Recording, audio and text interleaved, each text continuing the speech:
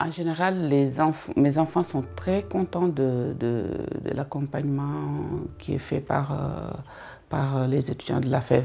Ils sont tellement contents que ma fille qui est en CM2, normalement cette année, elle ne devait même pas être accompagnée, mais elle a demandé à la directrice d'avoir une étudiante bénévole. Donc, ils sont contents. Il y a une chose qu'on entend souvent, on entend souvent à la FEV, c'est qu'on ne peut pas sauver le monde. C'est un fait. Mais quand on voit les effets d'un accompagnement sur un enfant, on se dit que, bon, certes, on ne peut pas sauver le monde, mais on ajoute sa petite pierre à l'édifice. Un accompagnement individualisé à la FEV, c'est une goutte d'eau dans l'océan. Mais ce qu'on apporte et ce qui nous est apporté, c'est énorme. On apprend énormément, on se fait plaisir, on en a des victoires au quotidien, on a des frustrations qui nous permettent de rebondir, d'être plus investi, plus efficace, d'avoir plus envie de donner encore. Et c'est très enrichissant, même s'il faut garder en tête qu'on n'est pas des super-héros et que quoi qu'on fasse, les choses ne changeront pas fondamentalement. Après, on peut se dire que, de manière générale, personne n'arrive à changer les choses fondamentalement. Donc, on n'a pas exigé de soi-même, en tant que non-professionnel qui intervient, de changer le monde. Avec Florina, j'ai l'impression d'apprendre tous les jours en fait, parce que déjà je découvre une nouvelle culture, une nouvelle façon de vivre.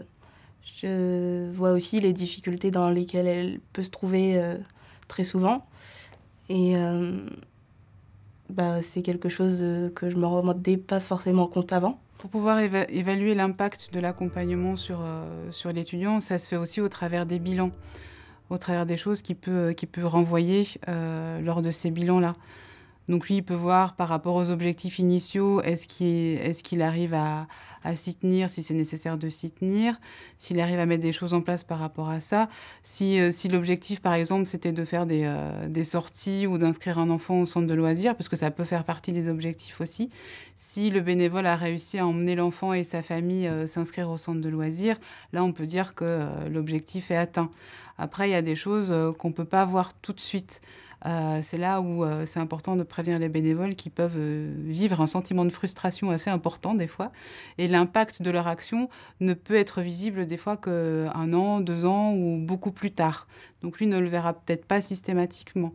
Je me souviens d'une petite fille, par exemple, qui était dans une école élémentaire, qui était complètement mutique et qui ne parlait pas en début d'année. Eh ben, juste à la fin de l'année, elle avait fait une sortie à La Rochelle où elle avait ramassé des coquillages. Ce sont des choses toutes simples.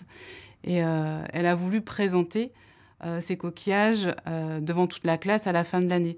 Là, on peut se dire que l'accompagnement est plutôt réussi et c'est plutôt très valorisant aussi pour le bénévole de voir qu'en cheminant avec cette petite, en lui redonnant confiance, en ayant du temps pour s'investir dans cette relation individuelle qui lui a redonné confiance en elle, elle a pu être en capacité à la fin de l'année de prendre la parole devant toute la classe pour montrer ce qu'elle avait fait avec son étudiant lors d'une séance un petit peu spéciale. Voilà, c'est sur des petites choses comme ça qu'on peut mesurer l'impact.